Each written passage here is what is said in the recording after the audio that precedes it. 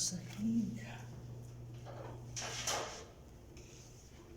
Yung kwarto ng alaga ko. Actually, malinis naman. Ako naman dito. Pero ito yung nagamit ko magawa. Mas madali siya. Kaysa sa yung map mo. Ano?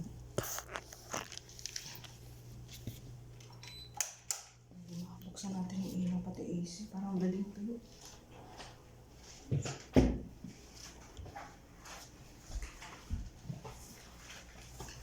Doon ako sabi ng sa inyo gawin.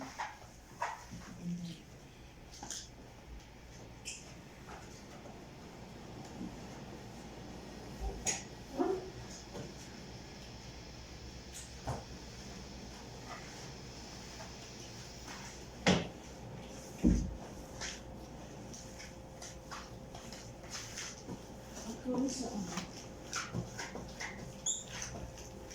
Sa mga dalawang naging huling ano. Dahil sa ano natin ginagamit ko yung mga dito. Hindi mo kasi mas maganda ito pang sa akin. Kasi mas malaki yung sakot mo.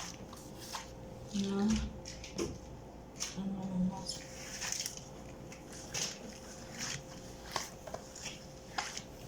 Pagkatapos ko gamitin, pwede ko na siya ano. Pasok sa washing machine. Sabay-sabay lang lang. Pinatay ko na yung ilaw. Kasi dito ako sa kabila. Buksan natin yung ilaw. Kasi, hindi pa tumunog.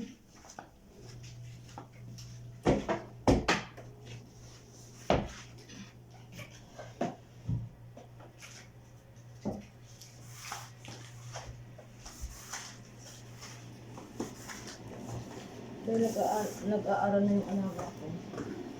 Yung laging iiwan sa bahay ako, hindi ka yung amo ko na bahay o minsan ako na umaalas siya. Pero mas gusto ko muna siya.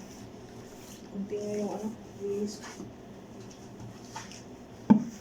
Walang istorbo ko sa bahay yung amo ko. Hindi naman pala siya butos. Hindi naman siya ang ginagawa ko.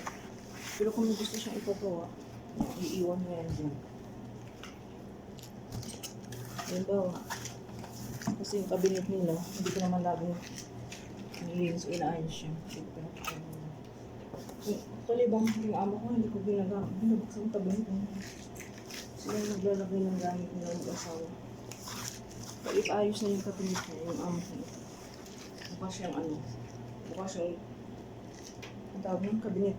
So it means, ayusin ko yan. Diba? Ano mga palatandaan nila? Oh, may patay na ilaw. Alam mo bakit sakit sa loob ng bahay nagmamas ako? Kasi matapang yung amoy. Madali maano yung ano ko. Lalamunan ko. Parang i-irritate.